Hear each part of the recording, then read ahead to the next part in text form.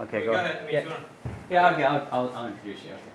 So anyway, what we have is, guest we have today is Sean Kelly. He's a Penn College graduate from '98, and he been very supportive of Penn College as an alumni and communications fiber optics program. And actually, has helped Jeff Weaver and I get certified in their Act 1, Act 2 connector and fiber and copper training program. So we actually offer that. It's actually a spring course, DET 213. It's a 1-credit course. If anybody is interested in getting certified for both copper and fiber optic connectors, it's a really good thing to have on your resume and a good skill to have.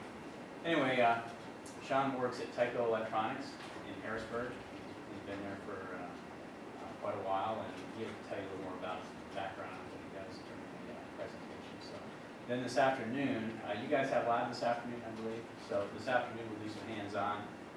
Tyco Electronics has a special crimp-on connector that's very quick, and you'll see the difference between the epoxy polish connector that you install versus this crimp-on and the time savings that you have. So anyway, I'll turn it over to Sean. Okay. All right. No, that's Jeff said I did graduate here in '98. Say is stick with it, stick with school. Don't. It seems like a hassle now. You know, you're not making a lot of money, or maybe any money for that matter. And you're getting up, coming here to 9 o'clock classes and things like that. But it will pay off. It really will. A couple years down the road, you're gonna look back and say, you know what, that wasn't that hard. I'm glad I did that. You look around at some of your friends that didn't graduate with a degree. Look at the jobs that they have, and look at what you're gonna have, and you'll thank yourself. So bear through it, and it'll be well worth it. But anyway, today we're going to talk about fiber optics. As Jeff said, I work for Tyco Electronics and NetConnect in Harrisburg, Pennsylvania. We're the largest manufacturer of copper and fiber optic connectors and cable assemblies in the world. So the group that I work in does a lot of fiber and copper communication with your Cat 5e, Cat 6, 6A, shielded, unshielded copper assemblies, and my group actually works with the fiber optics. So we're going to talk about that and give you kind of a basics into fiber optics today. We're going to try to get through as much as we can. Last class I did a little more BS there at the beginning, and we're going to clean that up and we'll go through this so we can get through the whole thing. So we're going to get started here. Does anybody know what fiber optics is? Anybody ever heard of fiber optics, use fiber optics, play with fiber optics? Fiber optic Christmas trees or anything like that? Fiber optics is it's basically a medium to send data. You can send it over copper lines, or you can send it over fiber. Fiber is much faster, and it's trending towards it is mainstream, but it's towards the predominant medium. So we're going to talk about this. Hopefully, get a little interest in fiber for you guys. When I was in school here, fiber was a big thing. Lots of jobs, or still a lot of jobs. Just a different type of job that's out there now. They are available. It's a good field to get into. So let's talk about it. Okay.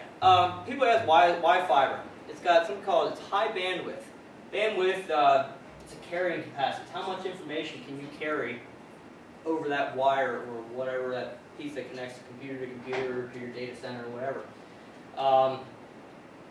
It's low loss. You obviously don't want losses. I mean, a loss is what it is. You're sending data across. If there's a loss in your cable, you're losing data. You're losing information. You don't want that. It's a low loss medium. It's impervious to EMI and RFI. Those are sources of interference. Fluorescent lighting, things like that. We're going to talk about some of those sources. But putting those over unshielded copper cables can cause interference, and that interference causes you to lose data. On fiber, it's really not a factor at all. Better security. You've probably heard years ago, how you had farmers and stuff like that, and they go and tap off the neighbor's windmill or whatever and run the power to their house, and the farmer down the street never knew that they tapped off that power. Fiber, you can't do that. You break into a piece of glass and you put a T on it, you really can't. But if you were to put a splitter on something that automatically halves your power, it's going to decrease the signal quality of both receivers, and it's going to be easily detectable. So, consumes a lot less energy or a lot less power than the copper system. So we're going to talk about that quickly. We'll compare the copper and the fiber. A lot of people think that fiber is very expensive. They think, oh, copper is cheap. Fiber, the electronics are expensive, things like that. Electronics isn't the only thing to take into consideration with fiber. Power consumption is a big thing. In a data center, your power consumption on a copper system is like 8 to 15 watts. That can be per port, depending on the data rate. But on fiber, it's only 2 watts, or around 2 watts, plus or minus. Cooling requirements. If you have 8 to 15 watts of power, that's heat, right? Power, the heat associated with that.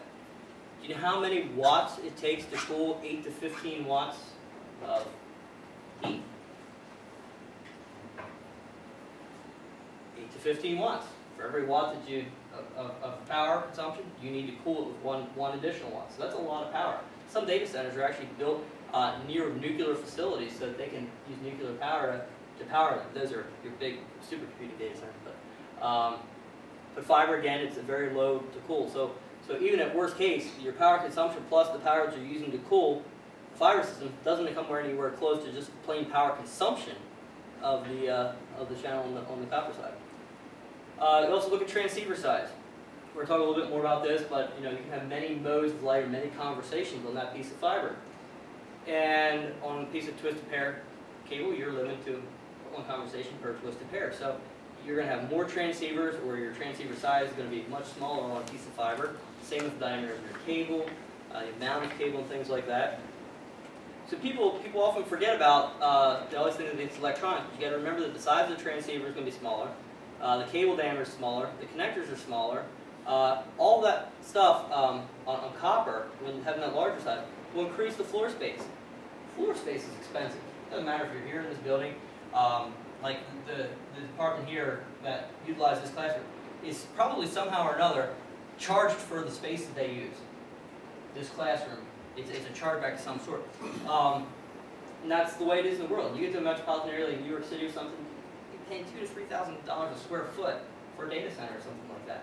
If let's say you had to build a data center and you're paying $2,000 to $3,000 a square foot, and you had the choice of putting a full copper system in this whole room and packing it in here tight, or putting a fiber system over there in the area where that printer is sitting, which one would you do? But people often forget that particular component. So in the end, the data center area is lower for fiber, or smaller for fiber, which ends up with an overall significant, much lower cost for fiber than copper. Some things in fiber optics, there are certain test parameters, certain things to be considered that are consideration of the fiber and on copper. Some of them are only on copper. So we'll talk about attenuation. Attenuation simply loss. It's some sort of loss.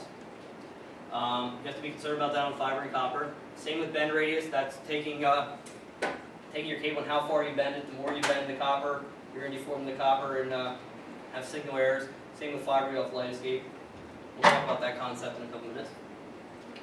Compression, you don't want to be running your chair over the cable, whether it's copper or fiber. Yes, one's glass and one's metal, but that really doesn't matter. You still can deform the copper, you can break the glass.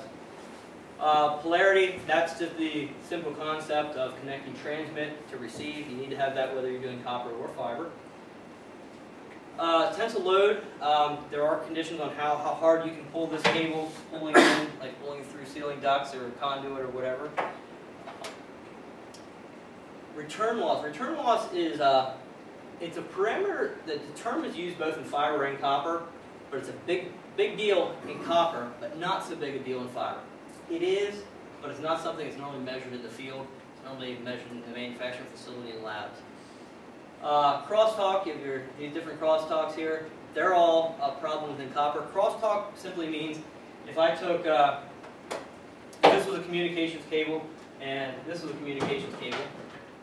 And I put them side by side here, and they're unshielded cables. Conversations coming across here could jump from cable to cable. And obviously, you don't want that for security, but it's also going to be your receiver's going to say, hey, this data doesn't belong, retransmit, and that slows things down.